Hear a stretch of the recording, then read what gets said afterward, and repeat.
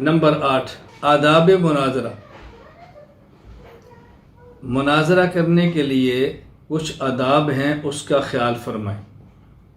یہ بات اس لیے سمجھنا ضروری ہے کہ وہ لوگ جو مناظر نہیں، فن مناظرہ کے آدمی نہیں، میدان مناظرہ سے نا آشنا ہے، وہ مناظرین کو ہدایات دیتے رہتے ہیں، اخلاق کا خیال کریں، آداب کا خیال کریں، مناظرہ میں یہ چیز ہوتی ہے۔ جو ان کے میدان کا نہیں، اگر ان کو بات سمجھائیں تو کہیں گے آپ اس فن کے نہیں ہیں، یہ آپ کا میدان نہیں ہے۔ جس طرح کسی دوسرے کا میدان نہیں، آپ کا میدان ہے، اسی طرح جو آپ کا میدان نہیں، آپ اس میں دخل کیوں دیتے ہیں؟ یہ بڑی ایک معقول سی بات ہے، اس میں کوئی لڑائی کی، جھگڑنے کی، شدت کی، مزاحمت کی ضرورت ہی نہیں ہے۔ تو ہم نے مناظر کے لیے آداب تحریر کر دیے ہیں، سمجھا دیے ہیں۔ جو شخص ان کی رعایت کرے گا، مناظرہ ہوگا، انشاءاللہ کامیاب بھی ہوگا۔ اگر کوئی رعایت نہ کرے تو اس میں ہمارا قصور تو نہیں ہے، اس لیے آداب مناظرہ کو اچھی طرح ملحوظ فرمائیں۔ نمبر 1، مناظر صاحب علم ہو۔ صاحب علم سے مراد یہ ہے کہ جس موضوع پر مناظرہ کرنا ہے اس موضوع کا علم ہونا چاہیے۔ جس موضوع پہ گفتگو کرنی ہے اس موضوع پر معلومات مکمل ہونی چاہیے۔ جب تک آپ کے اس موضوع پر معلومات مکمل نہیں، تب تک مناظرہ نہ کریں۔ معلومات کے لیے بنیاد یہ ہے کہ پہلے یہ سمجھیں کہ آپ کا اور آپ کے مخالف کا اختلاف کیا ہے، نقطہ اختلاف کیا ہے، اصل مسئلہ کیا ہے، اصل الجھن کیا ہے۔ جب تک وہ الجھن سمجھ نہیں آئے گی تب تک آپ کے لیے مناظرہ کرنا بہت مشکل ہوگا۔ تو یہ ضروری ہے کہ مناظر صاحب علم ہو، یعنی جس موضوع پر گفتگو کرنی ہے اس موضوع کو سمجھتا ہو کہ میں نے گفتگو کس پہ کرنی ہے، اس مسئلے پر ہمارا موقف کیا ہے، اس عقیدے پر ہمارا نظریہ کیا ہے، ہم کیا کہتے ہیں، مخالف کیا کہتے ہیں، بنیاد کیا ہے۔ اور جب یہ بنیاد سمجھ آئے تو پھر مناظرہ آسان ہوتا ہے، اور جب یہ بنیاد سامنے نہ ہو اس وقت تک مناظرہ کرنا از حد مشکل ہوتا ہے۔ یہ بات بہت اچھی طرح ذہن نشین فرما لیں۔ میں یہاں ایک بات عرض کر دوں بہت اچھی طرح وضاحت کے ساتھ، جب بھی الجھن پیش آئی ہے وہ اپنا موضوع، اپنا دعویٰ اور مخالف کا مکمل دعویٰ نہ سمجھنے کی وجہ سے آئی ہے۔ اگر اچھی طرح دعویٰ سمجھ جائیں گے، اچھی طرح معاملہ سمجھ جائیں گے تو کبھی بھی الجھن پیش نہیں آئے گی۔ تو نمبر 1، مناظر صاحب علم ہو، یہ بہت ضروری ہے۔ نمبر 2، معافی ضمیر کو وضاحت کے ساتھ بیان کر سکتا ہو، یعنی اپنے موقف کو سمجھا سکتا ہو، اپنے عقیدے کی صحیح ترجمانی کر سکتا ہو، اپنی دلیل کو بیان کرنے کی طاقت رکھتا ہو۔ نمبر 3، مناظر بے جھجک ہو۔ مناظر بے جھجک ہو، الفاظ پہ غور فرمائیں، مناظر بے جھجک ہو۔ عام طور پہ کہا جاتا ہے کہ شرع میں شرم نہیں، بیٹا کھول کے بات کرو، شرماؤ مت۔ الحیاء شعبۃ من الایمان، حیا تو ایمان کا شعبہ ہے۔ آپ کیسے کہتے ہیں کہ شریعت کے اندر حیا اور شرم نہیں ہے؟ الفاظ ہمیشہ ٹھیک استعمال کریں۔ ہم یہ نہیں کہتے کہ مناظر شرم نہ کرے، ہم کہتے ہیں مناظر جھجک محسوس نہ کرے۔ جھجک اور بات ہوتی ہے، شرم اور حیا اور بات ہوتی ہے۔ شرم اور حیا ختم نہ کریں، جھجک ختم کریں۔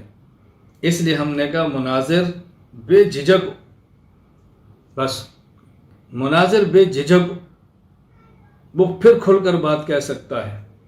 اگر بے جھجک نہیں ہوگا تو پھر بات کرنا بہت مشکل ہوگا۔ نمبر 4، آواز قدرے بلند ہو، نہ اتنی پست ہو کہ دوسرا بھی سن نہ سکے، نہ اتنی بلند ہو کہ اپنے بھی پریشان ہو جائیں، قدرے بلند ہو، قدرے بلند ہو، اس کا خیال ہے کہ درمیانی صورت ہو۔ نمبر 5، مناظر کی گرفت مضبوط ہو۔ جس موضوع پر آپ بات کر رہے ہیں، آپ کا فریق مخالف آپ کی گرفت میں آ گیا ہے، اس کو جانے مت دیں، گرفت مضبوط رکھیں۔ تو مناظر کی گرفت مضبوط ہونی چاہیے، گرفت کمزور نہ ہو۔ نمبر 6، الفاظ مہذب اور شائستہ استعمال کرے۔ الفاظ ایسے استعمال کرے کہ لوگوں میں مقبولیت ہو، محبوبیت ہو، اپنے بھی اس کے الفاظ سن کر متنفر نہ ہوں۔ نمبر 7، اپنے مخالف کو کمزور نہ سمجھے۔ اپنے مخالف کو کمزور نہ سمجھنے کا معنی یہ ہے کہ یہ ذہن نہ بنائے کہ میرے مخالف کے پاس تو دلیل ہی نہیں، کیا تیاری کرنی، اس کو آتا کیا ہے کہ میں تیاری کروں۔ یوں نہ کریں، تیاری اپنی مکمل کریں، دلائل مکمل جمع کریں، یہ ذہن میں رکھ کر کہ میرے مد مقابل کے پاس بھی دلائل موجود ہیں۔ تو مخالف کو کمزور نہ سمجھیں، مضبوط سمجھیں، پھر آپ تیاری کریں گے۔ نمبر 8، اپنے اصولوں سے پیچھے نہ ہٹے۔ جو آپ کے اصول ہیں اس سے آپ کو کبھی بھی پیچھے نہیں ہٹنا چاہیے۔ مثال کے طور پہ ہمارے اصول ہیں، ہماری بنیاد ہے کہ ہم مسائل کو 4 چیزوں سے بیان کرتے ہیں۔ سب سے پہلے قرآن کریم، پھر سنت، پھر اجماع امت اور پھر قیاس۔ اب اگر کوئی شخص ہم سے گفتگو کرے، بھئی یہ مسئلہ کہاں سے ثابت ہے، ہم کہیں گے ہمارے 4 دلائل ہیں، قرآن سے، سنت سے، اجماع امت سے اور قیاس شرعی سے۔ بس اوقات آپ کا مد مقابل اس بات پہ زور دیتا ہے کہ نہیں، آپ کو قرآن پیش کرنا ہوگا۔ ہمارے ساتھی پریشان جو قرآن مانگتا ہے، اب کیا کریں؟ کبھی مد مقابل کہتا ہے کہ آپ کو حدیث پیش کرنی ہوگی، اس مسئلے پر آپ کے پاس حدیث نہیں ہے، تو لوگ پریشان ہو جاتے ہیں، یار ہمارے پاس ہو تو حدیث مانگ رہے، اب کیا کریں؟ دیکھیے کہ سب مسائل قرآن کریم میں ہوتے تو حدیث اور سنت کی ضرورت کیا تھی؟ تمام مسائل احادیث اور سنت میں ہوتے تو پھر اجتہاد اور قیاس کی ضرورت کیا تھی؟ جب رسول اللہ صلی اللہ علیہ وسلم سے یہ بات ثابت ہے، آپ حضرت معاذ رضی اللہ عنہ کو فرما رہے ہیں کہ اے معاذ، جب لوگ آپ سے مسئلہ پوچھیں گے، بما تقضی، آپ فیصلہ کیسے کرو گے؟ کہا جی اقضی بکتاب اللہ، میں اللہ کی کتاب سے فیصلہ کروں گا۔ آپ نے فرمایا فَإِن لَّمْ تَجِدْ، اگر کتاب اللہ میں آپ کو مسئلہ نہ ملے تو پھر؟ کہا بسنت رسول اللہ صلی اللہ علیہ وسلم۔ اب حضرت معاذ نے یہ تو نہیں کہا کہ حضور ایسا بھی ہو سکتا ہے کہ کوئی مسئلہ ہو اور قرآن میں نہ ہو؟ کیوں؟ صحابی بھی سمجھتا ہے، اللہ کے نبی بھی سمجھتے ہیں کہ ہر مسئلہ قرآن میں صاف لکھا ہوا نہیں ہے۔ اللہ کے نبی صلی اللہ علیہ وسلم پوچھا فَإِن لَّمْ تَجِدْ، اگر تجھے میری سنت میں بھی کوئی مسئلہ واضح نہ ملے تو پھر؟ آج اجتہد برائیی، پھر میں اجتہاد کروں گا۔ اب دیکھو رسول اللہ صلی اللہ علیہ وسلم کتنے خوش ہوئے، آپ نے فرمایا الحمدللہ الذی وفق رسول رسولہ لما یرضی بہ رسولہ، اے اللہ تیرا شکر ہے کہ آپ نے، اللہ اکبر، آپ نے میرے نمائندے کو اس بات کی توفیق عطا فرمائی کہ جس سے آپ کا نمائندہ راضی ہے۔ اے اللہ، آپ میں شکر ادا کرتا ہوں۔ یعنی رسول اللہ صلی اللہ علیہ وسلم اس پر خوشی کا اظہار فرما رہے کہ یہ بات صحابی کو سمجھ آ گئی ہے۔ آپ پریشان ہو جاتے ہیں، جو حدیث مانگ رہے کیا کریں؟ بھئی آپ اسے کہہ دیں کہ اچھا یہ مسئلہ آپ قرآن میں پیش کر دو، آپ حدیث میں پیش کر دو، آپ پیش کریں۔ بھی بات یہ ہے کہ ہر مسئلہ قرآن کریم میں نہیں، ہر مسئلہ حدیث پاک میں نہیں، تو آپ اپنے اصولوں سے پیچھے نہ ہٹیں۔ ہاں، آپ مد مقابل سے کہ آپ مجھ سے اس پر بات کر لو کہ قرآن کے بعد حدیث حجت ہے یا نہیں، اجماع امت حجت ہے یا نہیں، قیاس شرعی حجت ہے یا نہیں، اس پر بات کر لو، ہمارے اصولوں پر بات کر لو۔ میں اپنے اصول نہیں چھوڑ سکتا، میں ان 4 میں سے کسی ایک میں مسئلہ بیان کرنے کا پابند ہوں، ایک دلیل کا پابند نہیں ہوں۔ ہاں اگر آپ کی 2 دلیلیں ہیں تو آپ اس بات کے پابند ہیں کہ آپ نے اس سے باہر نہیں جانا، میرے تو دلائل 4 ہیں۔ نمبر 8، اپنے اصولوں سے پیچھے نہ ہٹے۔ نمبر 9، دوران مناظرہ سامعین کو اپنی طرف متوجہ کیے رکھیں۔ جب مناظرہ ہو رہا ہے، گفتگو چل رہی ہے، تو سامعین کو متوجہ کریں، لوگوں کو اپنی طرف رکھیں، لوگوں کو متوجہ کریں تاکہ لوگوں کو احساس ہو، لوگوں کو متوجہ کریں، بات ان کو سمجھانی ہے۔ نمبر 9، دوران مناظرہ سامعین کو اپنی طرف متوجہ کیے رکھیں۔ نمبر 10، اگر مناظرہ اہل علم میں ہو تو اصطلاحی الفاظ استعمال کرے، اور اگر عوام میں ہو تو عام فہم الفاظ استعمال کرے۔ یعنی مناظرہ کس میں ہے؟ اہل علم میں گفتگو ہو رہی ہے تو اصطلاحی الفاظ استعمال کرے، اور جب مناظرہ عوام میں ہو رہا ہے تو پھر ایسا لفظ استعمال کرے کہ جس کو عوام سمجھے۔ رئیس المناظرین حجت اللہ فی الارض حضرت مولانا محمد امین اکاڑوی نور اللہ مرقدہ کا مناظرہ ہوا ایک غیر مقلد Badie Uddin Rashdi Pir of جھنڈا سندھ میں۔ حضرت رحمہ اللہ تعالیٰ اس علاقے میں بیان کے لیے تشریف لے گئے تو ان نے مناظرے کا چیلنج کر دیا، حضرت نے اس کو قبول فرما لیا۔ حضرت کے پاس کتب تھی نہیں، علاقہ بھی اپنا نہیں تھا، میزبان بھی کمزور تھے، وہاں میزبان بھی مضبوط تھا، علاقہ بھی ان کا اپنا تھا۔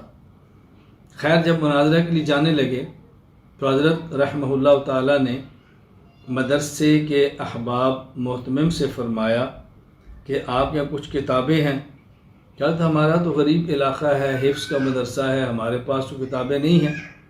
فرمایا چلو اور کچھ نہیں ہو سکتا تو پھر ایسا کر لو، کم از کم جو قرآن کریم یہاں موجود ہیں وہ جمع کر کے رکھ لو، اس کے اوپر کپڑا دے دیں گے، کچھ تو بھرم رہ جائے کہ ہمارے پاس کتابیں جو میرے پاس ہے 2-4 وہ تو میرے پاس ہیں ہی، اس کو رکھ لیں گے۔ پھر آپ نے فرمایا کہ مجھے 3 بچے دو۔ 3 بچے دیے، تعلیم الاسلام لی، اور حضرت نے ان کو تیاری فرمائی کہ نماز کے فرائض کتنے ہیں تم یاد کر لو، نماز کی واجبات کتنے آپ یاد کرو، نماز کے مستحبات کتنے آپ یاد کرو۔ آپ نے 3 کو یاد کرا دی۔ اب جب گفتگو کے لیے وہاں پہنچے تو مدھم مقابل جو پیر آف جھنڈا تھا اس نے پورا ٹرک کتابوں کا لایا اور ٹرک کھول دیا پیچھے سے۔ حضرت اسی طرح اپنی سادگی کے ساتھ 2-4 بندے جو تھے تشریف لے گئے۔ جب گفتگو شروع ہونے لگی تو حضرت رحمہ اللہ تعالیٰ نے فرمایا کہ دیکھو جو ٹرک کتابوں کا لے کر آیا ہے اس میں اس کے مطلب کی ایک بھی کتاب نہیں ہے، صرف روپ ڈالنے کے لیے لایا ہے۔ لوگ بڑی حیرانگی ہوئی، یہ بات کیسی کہہ رہے ہیں؟ میں نے فرمایا میں ٹھیک کہہ رہا ہوں، ایک کتاب بھی اس کے پاس نہیں جس میں اس کے مطلب کی کوئی دلیل موجود ہو۔ کہا جی وہ کیسے؟ میں نے فرمایا کہ میں آپ کے سامنے ایک بچہ کھڑا کرتا ہوں، بیٹا آپ ادھر آؤ۔ اس سے کہا اچھا آپ ان سے کہا کہ آپ یہ بتاؤ کہ نماز کے فرائض کتنے گنو، اور پھر یہ گنتی کر کے مجھے نماز کے فرائض کسی ایک کتاب سے قرآن کریم کھولو اور گنوا دو، یا احادیث میں سے کوئی حدیث کی کتاب کھولو، گنتی شروع کرو، 1 2 3 4 5 6 7 یہ فرائض ایک جگہ پر موجود ہیں۔ اب ایک جگہ پر کہاں سے لاتا؟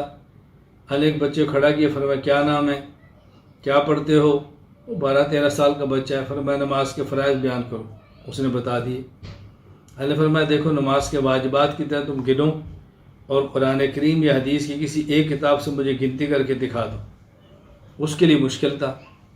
نے دوسرا بچہ کھڑا کیا، کیا نام ہے، کیا پڑھتے ہو؟ 13-14 سال کا بچہ، واجبات سناؤ، سارے سنا دیے۔ نے فرمایا اب ایک اور کھڑا کیا، اس سے کہا تم بتاؤ نماز کی سنتیں کتنی ہیں، گنتی کرو اور پھر مجھے کسی کتاب سے گنوا دو۔ اس کے بعد تو جواب نہیں تھا۔ آپ نے تیسرا بچہ کھڑا کیا، کیا نام ہے، کتنی عمر ہے، کیا پڑھتے ہو، سنتیں گنو، اس نے ساری سنا دی۔ تو نے فرمایا میں نے آپ سے کہا تھا نا کہ اس کے مطلب یہ کتاب بھی موجود نہیں ہے۔ اب لوگوں میں الجھن پیدا ہوگی اس کے ماننے والے میں، یہ ہمیں کیا دھوکہ دے رہے تھے اور یہ کیا نکلا۔ خیر مزید گفتگو آگے بڑھی، اس نے کہا جی آپ اپنے وضو پر بات کریں۔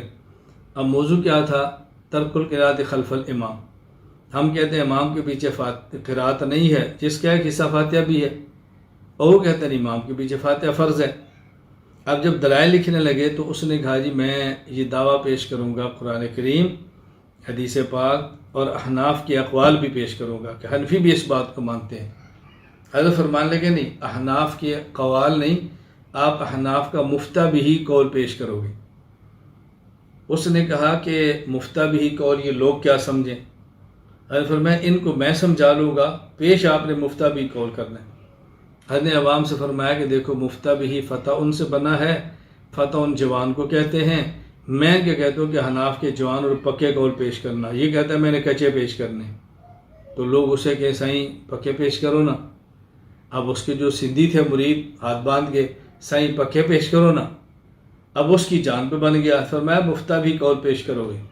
حضرت فرماتے ہیں میرے علم میں تھا کہ اس نے گیم کیا کھیلنی ہے، تو میں نے کہا پکے قول پیش کرو۔ تو یہ میں عرض کر رہا ہوں کہ عوامی لفظ استعمال کرو اور عوام کا اپنی طرف متوجہ رکھو، کیونکہ آپ نے گفتگو کرنی ہے نا۔ یہ مناظر کے لیے بہت ضروری ہے کہ اس نے اس میدان میں عوام کو اپنے ساتھ لے کر کیسے چلنا ہے، یہ بہت ضروری ہے۔ یہ نقطہ کبھی آپ نے اس سے غافل نہیں ہونا اور ہمیشہ اس کو ذہن نشین فرمائیں۔ ہمیشہ لاہور میں مرزائیوں، قادیانیوں، منکرین ختم نبوت سے مناظرہ تھا۔ اب مناظرہ اچانک طے ہوا، شرائط لکھی گئی، اور مناظرہ کی جو جگہ تھی وہ اہل بدعت کی مسجد تھی۔ فوری طور پر رابطہ کیا علامہ خالد محمود رحمہ اللہ تعالیٰ، اب وفات پا گئے ہیں، بہت بڑے عالم تھے، بہت بڑے عالم تھے، تصانیف ان کی قابل ذکر ہیں، آپ حضرات اس کو مطالعہ فرما سکتے ہیں، ضرور فرمائیں کتابیں۔ تو حضرت کی جوانی تھی، حضرت کے بعد پیغام بھیجا، حضرت کے بعد جو 2-4 کتابیں تھی لی اور فوراً پہنچ گئے۔ اب جب گفتگو شروع ہوئی تو مرزائی مناظر نے مرزا قادیانی کی چونکہ کتب پیش کرنی تھی نا، وہ مرزائی مناظر سے گفتگو ہوئی تو حضرت رحمۃ اللہ علیہ نے مرزا قادیانی کتاب ازالۃ الاحام پیش کی، اس کا حوالہ دیا۔ قادیانی مناظر فوراً بولا، اس نے کہا آپ نے شرائط مناظرہ کی پابندی نہیں کی، آپ ذرا شرائط دیکھیں اور اس کے مطابق بات کریں۔ حضرت نے تو چونکہ شرائط پڑھی نہیں تھی، اچانک تشریف لائے تھے اور یہ کہہ بھی نہیں سکتے میں نے شرائط پڑھی نہیں۔ اب حضرت نے ایسا لفظ استعمال کیا جس میں عوام حضرت کے ساتھ تھی۔ حضرت نے فرمایا کون سی شرط ہے جس کی میں نے مخالفت کی ہے؟ کون سی شرط ہے جس کی میں نے مخالفت کی ہے؟ اس نے کہا شرائط مناظرہ میں لکھا ہے کہ مناظر یا قرآن پیش کرے گا یا حدیث پیش کرے گا، اور آپ نے مرزا صاحب کی کتاب ازالۃ الاحام پیش کی ہے۔ تو فرمایا تو شرط کے مطابق ہے، آپ یہ بتاؤ کہ مرزے کو نبی مانتے ہو یا نہیں؟ اگر آپ مرزے کو نبی مانتے ہو تو ازالۃ الاحام حدیث کی کتاب ہے، اور اگر آپ ازالۃ الاحام کو حدیث نہیں مانتے تو مرزا نبی نہیں ہے، تو پھر مناظرہ کس بات کا؟ وہ ہکا بکا رہ گیا کہ یہ کیا ہو گیا۔ اب حضرت رحمۃ اللہ علیہ چونکہ عوام کو بات سمجھانی تھی، عوام کو لے کر چلنا تھا، عوام کو ساتھ جوڑنا تھا، جب وہ اس میں خاموش ہوا تو تھا تو مناظر، بے شک کافر تھا، غیر مسلم تھا تو مناظر تو مناظر ہوتا ہے۔ اس نے کہا علامہ خالد محمود صاحب ذرا اوپر دیکھیں، آپ کہاں کھڑے ہیں؟ آپ ہمیں کافر کہتے ہیں اور جہاں کھڑے ہو کر مناظرہ کیا جا رہا ہے وہ کون ہے؟ فرمایا کیا ہوا؟ کہا اوپر دیکھیں کیا لکھا ہوا ہے۔ تو نے اوپر دیکھا، فرمایا کیا لکھا ہے؟ یا اللہ یا محمد۔ اس نے کہا یا اللہ یا محمد کچھ بھی نہیں، یہ تو اللہ کی طرح محمد کو حاضر ناظر مانتے ہیں صلی اللہ علیہ وسلم، اللہ کے علاوہ محمد صلی اللہ علیہ وسلم کو حاضر ناظر ماننا تو شرک ہے۔ تو آپ مشرکین کی مسجد میں کھڑے ہو کہ ہمیں کافر کہتے ہیں، پہلے ان کی سے بات کریں۔ حضرت سمجھ گئی اس نے کیا وار کیا کہ ان کی باہمی لڑائی شروع ہو جائے۔ اب حضرت رحمۃ اللہ عوام کو ساتھ لینا تھا، بات سمجھانی تھی۔ حضرت فوراً فرمانے لگے میں اس مسجد میں کچھ ایسے لوگ بھی ہیں کہ جنہوں نے حج کیا ہو، کوئی 2-4 نے کہا جی ہم نے کیا ہے، کچھ ایسے بھی ہیں جن نے عمرہ کیا ہو، تو 5-7 اور کھڑے ہو گئے جی ہم نے بھی کیا ہے۔ اب حضرت رحمۃ اللہ علیہ فرمانے لگے اچھا آپ لوگوں نے جدہ میں کہیں یا محمد لکھا ہوا دیکھا ہے؟ کہا جی نہیں۔ کہا مکہ مکرمہ میں یا محمد لکھا ہوا دیکھا ہے؟ کہا جی نہیں۔ کہا مدینہ منورہ میں تم نے یا محمد لکھا ہوا دیکھا ہے؟ کہا جی نہیں۔ تو حضرت فرمانے لگے اب بات سمجھو، ایک ہے یا عربی والا، ایک ہے یا پنجابی والا۔ اگر یہ یا ہوتا نا عربی والا تو جدہ میں، مکہ مکرمہ، مدینہ منورہ لکھا ہوتا۔ یہ یا پنجابی والا ہے، اس لیے جدہ، مکہ مکرمہ، مدینہ منورہ میں نہیں بلکہ لاہور میں لکھا ہوا ہے۔ اب یا ہے پنجابی والا، اس یا کا مطلب پتہ ہے کیا ہے؟ جیسے ہم کہتے ہیں نا یہ کھاؤ گے یا یہ کھاؤ گے، دونوں میں سے کوئی ایک چیز، یہ ہے یا۔ تو یہ عربی والا نہیں ہے، پنجابی والا ہے۔ یہ کہہ رہے ہیں یا اللہ کو مانتے ہیں یا محمد کو مانتے ہیں، مرزا غلام احمد قادیانی کو نہیں مانتے۔ یہ تو مرزا قادیانی کے کفر کی باتیں ہو رہی ہیں اور تو کہہ رہا ہے کہ شرک کی بات ہو رہی ہے۔ وہ ایسا ہکا بکا ہوا کہ اب اس کو کہاں سے کنٹرول کروں؟ تو میں نے یہ واقعہ سنائے سمجھانے کے لیے 2 واقعے بیان کیے کہ مناظر کو چاہیے کہ جب عوام میں مناظرہ ہو عام فہم بات کرے، ان کی سطح کے مطابق کرے، ان کو ساتھ لے کر چلے اور گفتگو سلیقے سے کرے تاکہ لوگوں میں بات سمجھ آئے کہ یہ لوگ کیا چاہتے ہیں اور گفتگو کیسے کرنی ہے۔ اس بات کو ہمیشہ آپ ذرا ذہن نشین فرما لیں، اس سے غافل کبھی نہیں ہونا، اچھی طرح ذہن نشین فرما لیں۔